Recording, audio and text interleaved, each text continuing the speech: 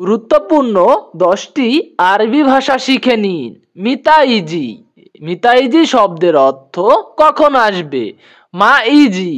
মাইজি শব্দের অর্থ আসবো না। লেশমাইজি।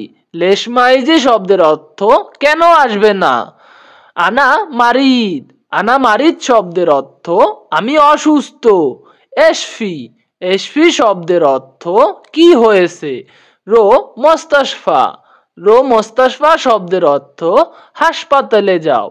স্ত্রী দাওয়া। স্ত্রী দাওয়া শব্দের অর্থ ঔষধ কিনো।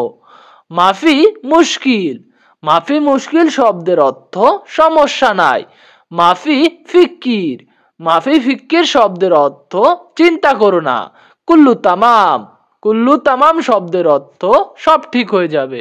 বন্ধুরা, ভিডিওটি ভালো লাগলে একটি লাইক করে চ্যানেলটি সাবস্ক্রাইব করে আমাদের পাশেই থাকতে পারেন। ধন্যবাদ সবাইকে।